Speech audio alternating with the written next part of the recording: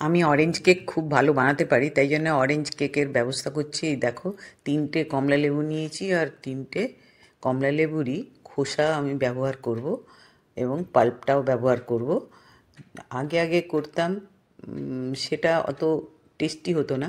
এখন মার্কেটের মতন করতে পারছি। এই যে এই জিনিসটা করছি, ভালো করে সুতোগুলো বার করে দিও। সুতোগুলো বার করে প্রত্যেকটা পিসকে আলাদা আলাদাভাবে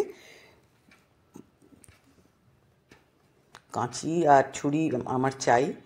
তো সবথেকে আগে আমি এটার কাঁচি ছুরি নিয়ে বসতে হবে। এই কমলা লেবুটা পরিষ্কার পরিচ্ছন্ন হয়ে গেলে, আমার বিচি এর মধ্যে মানে সিডটা তো একদমই নেই, তাই জন্য আমার খুব সুবিধে হয়েছে। তো তোমাদের সিড থাকলে তোমরা বার করে দিও। এইটা একটা একটা পিস বার করব, আর কাঁচি দিয়ে কাটবো, অপারেশন করব।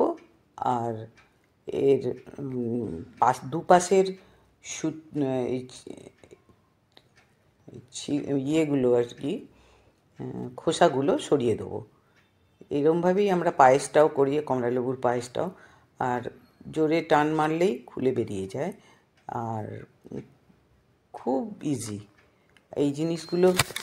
এটার এই যে জিনিসটা আমি করছি, এটার জন্য কোনো বিশেষ টাইম লাগে না। এবার সেই ইয়ে এই দুটো কাজ আমি বলছি, যে এর খোসা, কমলালেবুর খোসাটা এবারে দেখাবো তোমাদের।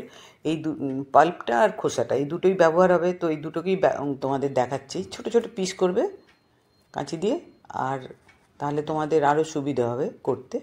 ওটার সাদাটা খুব তেতো হয়, যার ফলে এইটার জন্য এত খাটাখাটুনি করা। তো এর ধারালো ছুরি দিয়ে সাদা জিনিসটাকে আমি বার করে দিলাম, দেখছো।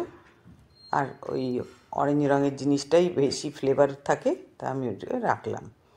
আর একটা করে দেখিয়ে দিচ্ছি, এই দেখো, খুব ভালো করে চারিপাশ থেকে একটু একটু করে সাদা জিনিসটাকে বার করে দিলে না, খুব আরামসে বেরিয়ে যায়। এই দেখো কীরকম চটপট বেরিয়ে গেল।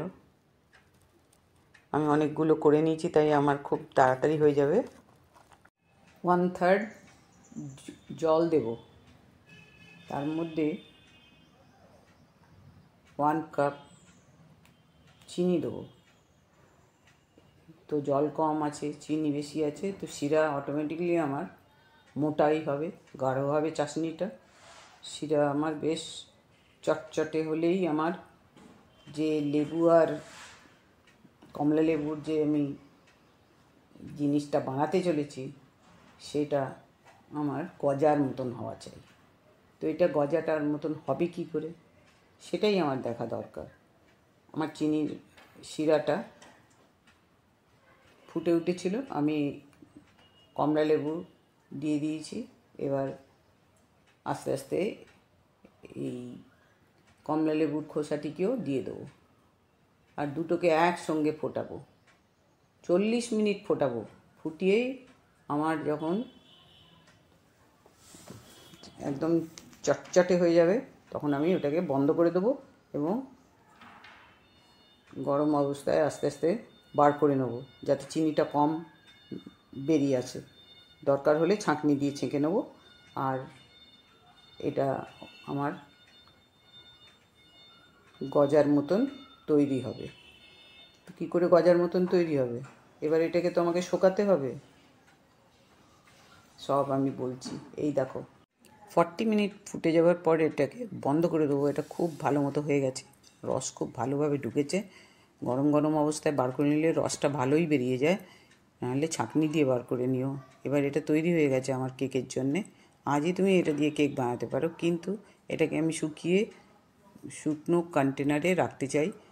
তাই জন্যে আমি এটাকে ভালো করে ফ্রিজে খোলা অবস্থায় ছেড়ে দেবো, প্লেটের মধ্যেই।